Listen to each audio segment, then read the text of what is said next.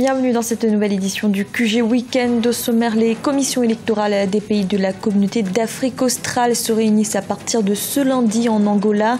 Un rendez-vous sous le thème des technologies de l'information et des élections. C'était ce samedi les 55 ans de l'indépendance du Congo. Selon le principe des festivités tournantes, c'est la ville de Wesso qui a accueilli cette année les célébrations officielles.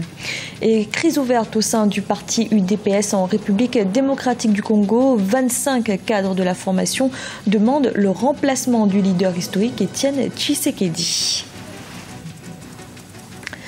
Mais tout d'abord, l'Afrique du Sud commémore ce dimanche la tragédie de Marikana. En 2012, 44 mineurs en grève sont morts, dont 34 abattus par la police. Le drame est à l'époque qualifié de massacre. 3 ans après, 2 plaintes viennent d'être placées contre le gouvernement sud-africain. Un rapport a été finalisé par la commission d'enquête, mais les familles demandent toujours justice. Le forum de la communauté d'Afrique australe aura lieu à Luanda en Angola du 19 au 19 août. Thème retenu pour cette 17e édition, les technologies de l'information et la gestion des élections. L'objectif est d'échanger les expériences des commissions électorales entre les pays de la sous-région. Ibrahim Ndiaye.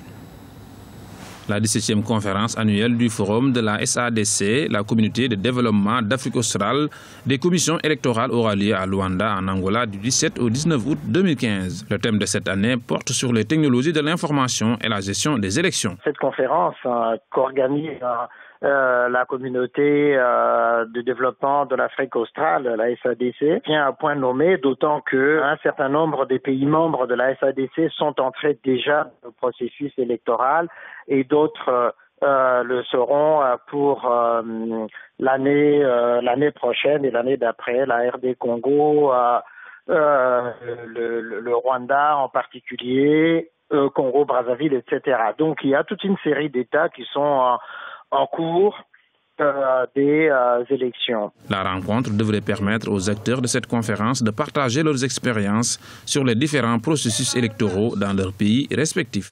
Pourquoi échanger sur justement les expériences des uns et des autres? C'est pour voir, d'abord, comment la SADC peut, à partir des expériences des uns et des autres, proposer un modèle, d'abord d'observation des élections, 2, pour amener les États de la SADC à respecter les processus électoraux qui sont en place, et 3, à respecter au fond les textes que les différents pays de la SADC se donnent pour organiser la vie publique et en particulier les élections.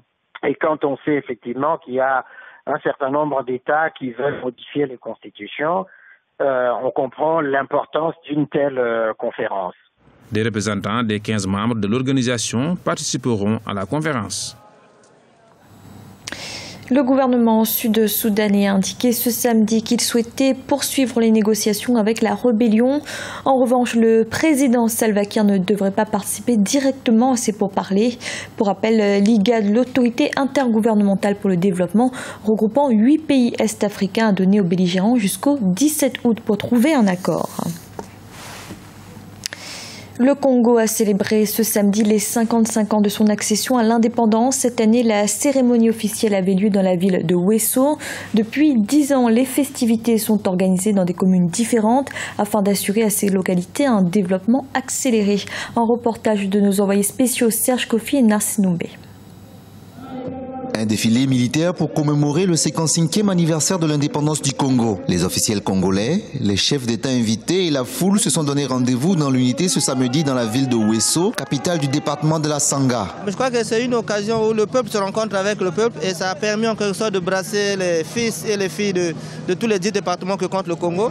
Et ça permet de se connaître davantage dans nos coutumes, dans nos us et dans nos manières de vivre. Tout ce que je peux souhaiter, c'est qu'on accélère ce processus, qu'il y ait plus de voies de communication, en télécommunication, enfin les NTIC.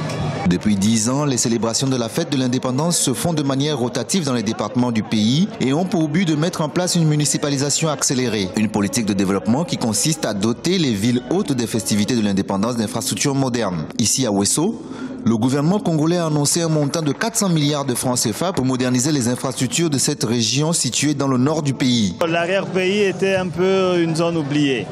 Aujourd'hui, avec cette nouvelle stratégie, chaque localité se développe. On voit des constructions nouvelles, on voit des gens qui viennent s'installer, des usines s'installer. En tout cas, il fallait commencer ça plus tôt. La politique de municipalisation accélérée a été lancée en 2004. Elle est couplée avec la fête de l'indépendance du Congo. Lorsqu'elle accueillera l'année prochaine les festivités du 56e anniversaire de l'accession à l'indépendance du pays, la ville de Madingu, chef-lieu du département de la Bouenza, sera la dernière étape de la politique de municipalisation accélérée. En République démocratique du Congo, le parti d'opposition UDPS traverse une crise de leadership, une crise qui a commencé il y a un an avec l'hospitalisation de son président Étienne Tshisekedi. 25 cadres de la formation demandent d'ailleurs son remplacement. Jean-Céline Sanjangé et Indira Ndiaye. Une lettre signée par 25 membres de l'Union pour la démocratie et le progrès social, l'UDPS, vivant en Europe et au Canada, vient d'être rendue publique.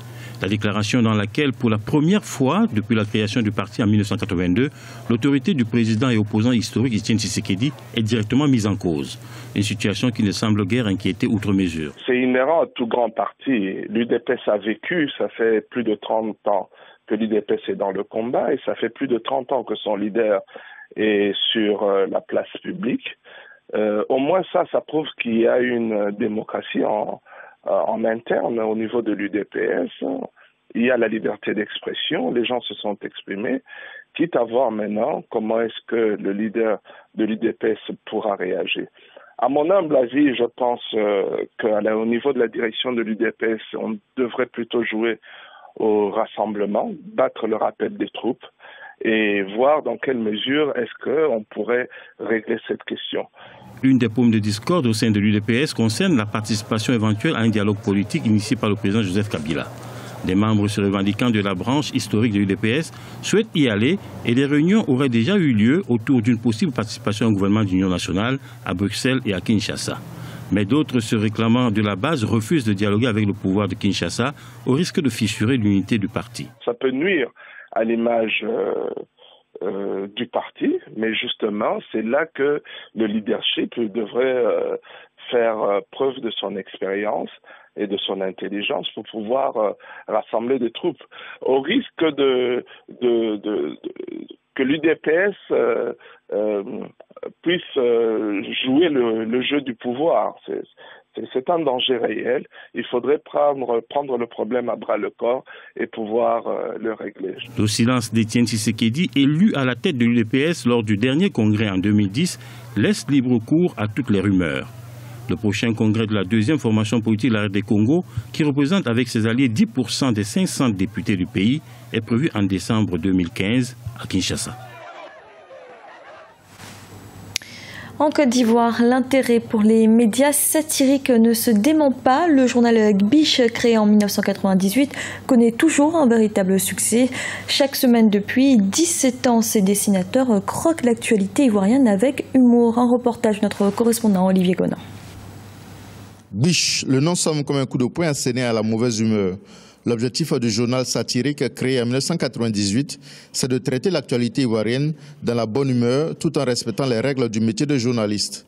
L'exigence du journal, c'est de faire rire et sourire les lecteurs, quelle que soit la gravité des sujets abordés. Politique, sport, culture, société, tous les thèmes sont traités avec justesse et dérision.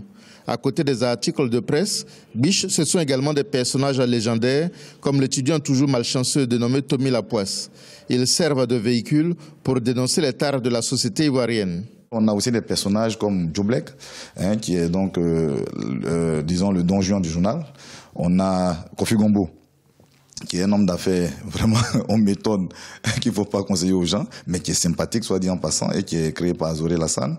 On a Nyamakouni Zekina, qui est donc le bagarreur du journal. On a Madou Negue, qui est l'apprenti Bakar. On a ces gens de Togo, pour faire un clin d'œil à nos sympathiques amis qui sont sur la route et donc qui prennent de Togo au passage, nos amis policiers, mais c'est pas palabre, Après 17 ans sur le marché de la presse satirique, l'hebdomadaire Biche poursuit son évolution. À côté du journal et des albums de bande dessinée, le groupe de presse amorce son développement dans l'audiovisuel.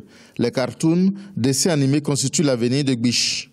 Nous sommes partis donc de personnages, disons, inanimés, sur des supports papier. Et aujourd'hui, on est en train de leur donner vie à l'écran pour permettre donc à nos lecteurs, ceux qui ont toujours aimé le journal, de collectionner les DVD et puis de partager avec nous l'esprit biche. On va réécrire des scénarios pour les adapter, n'est-ce pas, à la version télé, puisqu'il y a une manière de rendre les scénarios pour la télévision, mais on va conserver l'esprit de base. Pour réaliser cette vision, Africa Toon, un structure dédié au développement de dessins animés, a été créé. À son actif, 2 films, Abla Poku, Princesse Ashanti, et Sundiata Keita, Le Réveil du Lion. À l'avenir, les personnages de Tommy Lapoisse, Gazou la doubleuse et Sergent de Togo seraient également portés à l'écran pour satisfaire les amateurs d'humour ivoirien.